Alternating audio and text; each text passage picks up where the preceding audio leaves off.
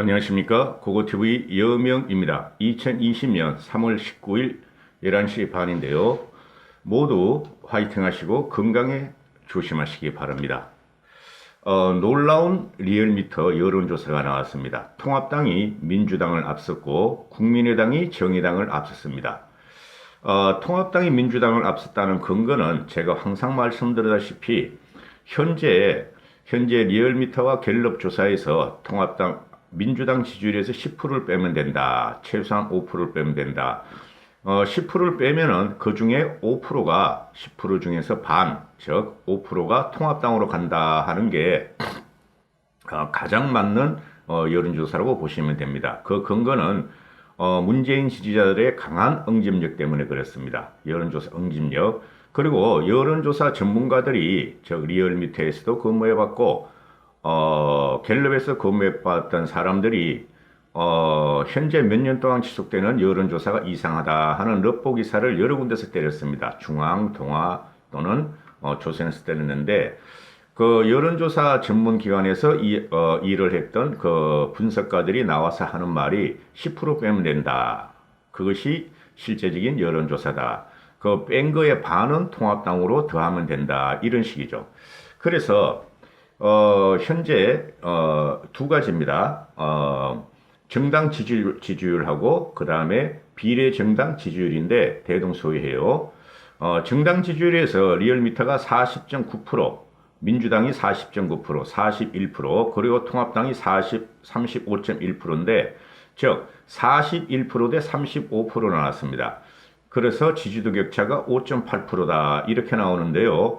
여기서 리얼미터 조사에서 10%를 빼면은 민주당은 31%가 되고 통합당에 그 뺀 10%에서 반을 가져오면은 통합당이 40%가 된다. 즉 그렇게 되면은 민주당이 30%, 통합당이 40% 해가지고 통합당이 10%를 앞서가고 있다 하고 생각하시면 됩니다.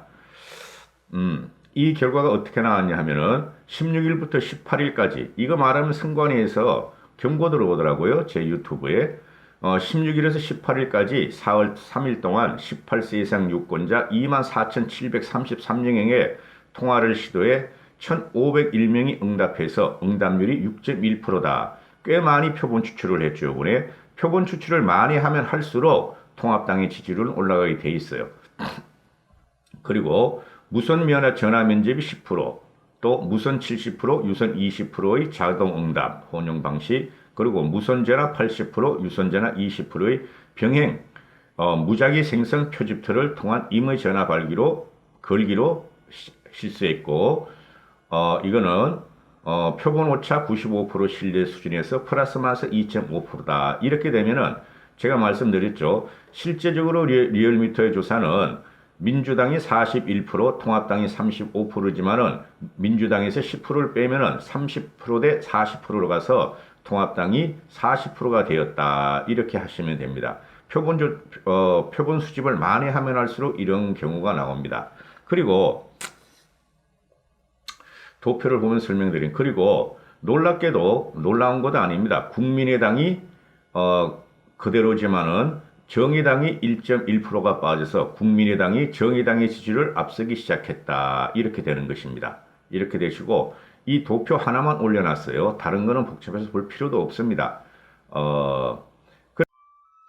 그래서 리얼미터가 분석하는 것에 따르면은 민주당은 호남과 20도에서 지지율이 하락했고 통합당은 TK와 PK에서 지지도가 상승했다. 이래가지고 리얼미터가 분석한 걸 보면은 통합당은 창당 후에 보수 진영의 결집력이 최고다. 이렇게 기사를 까는데 언론들이 그렇지 않습니다.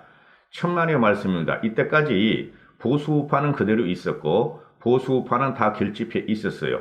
보수는 항상 그대로 있었다 하는 게 고고TV의 방송이고, 이게 왜 통합당의 지지율이 올라가고 민주당은 그대로 있느냐 하면은 민주당은 그동안 문바들이 응집할 대로 다 응집해 있었어요. 3년 동안. 근데 왜 이런 현상이 벌어지냐 하면은 개혁 보수와 중도 무당층이 통합당으로 이제 모이기 시작했고 결집 흐름을 보인 것이다 하고 말씀을 드릴 수 있고요. 그 다음에 통합당의 공천이 어느 정도는 그래도 혁신을 이루고 물갈이를 했다. 그래서 통합당의 공천이 잘된 것을 국민들과 중도층들을 인정하기 시작한 것이다 하는 것이죠. 이게 통합의 중요성이고 중도 외연 확장의 중요성입니다. 이 조사는 TBS가 리얼미터에 의뢰했는데 TBS가 대표적인 문재인 정권의 의용방송이다. 그럼에도 이런 결과가 나왔다는 건 우리는 주목할 필요가 있고요.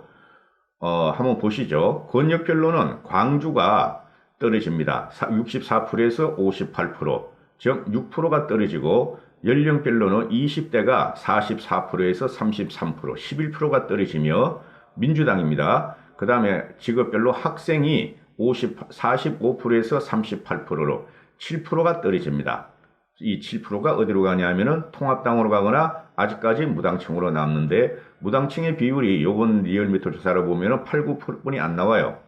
그래서 미래통합당은 전주 대비 3% 오른 35%가 되는데 대구 경북에서 7%가 오르고 PK에서 3%, 4%가 오르고 서울에서 4%가 오르고 광주 전라에서 6%가 오르고 충청권에서 5%가 오릅니다. 그러니까 전국적인 이반 현상이 지금 벌어지고 있다.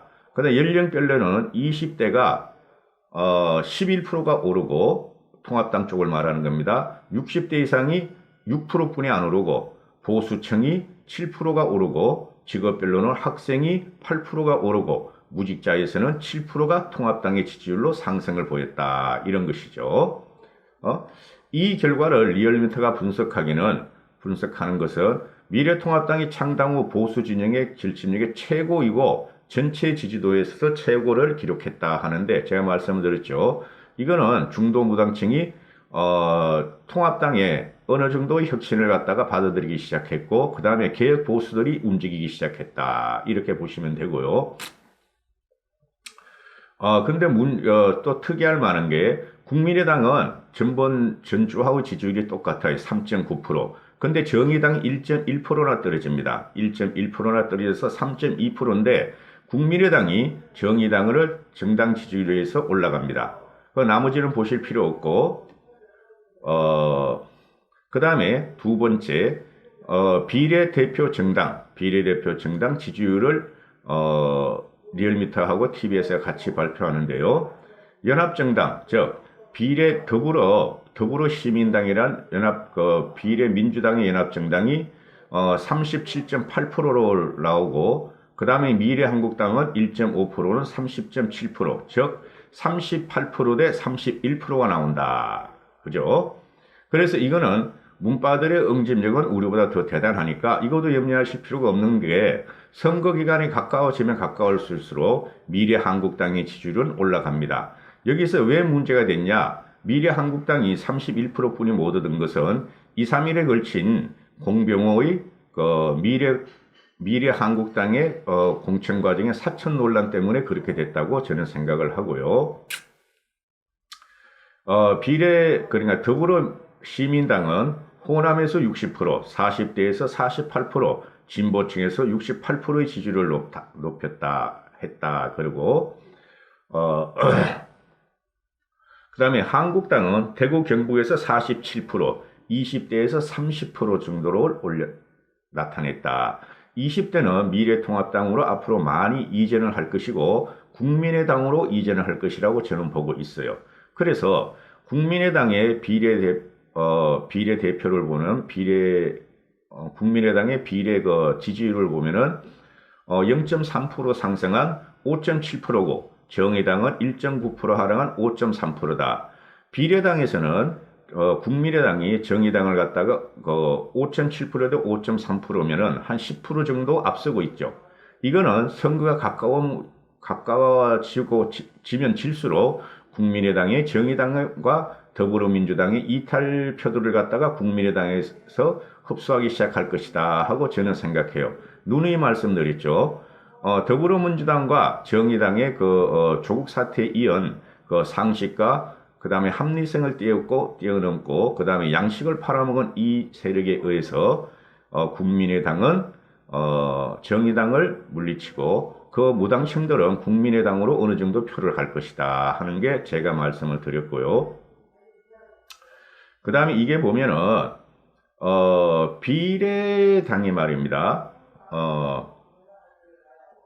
이게 그 친박 신당을 보면은 2.5%, 그다음 민생당은 1.6%, 그다음에 민중당이 0.3%, 공화당이 1% 그러는데 3% 이상 못 얻으면은 비례대표 준연동형제를 못 가져가죠. 그래서 요번에 군소 정당들은 다 그 표를 못 얻을 것이다 하는 거를 제가 누누이 말씀을 드렸고, 지금 현재 무당층들이 한 9%뿐이 안 돼요. 9%뿐이 안 되는데 이 사람들이 과연 어떻게 할 것인가의 문제고, 문 대통령의 지지율은 뭐 48%가 나왔고 이렇게 되는데 이거는 볼 필요가 없어요.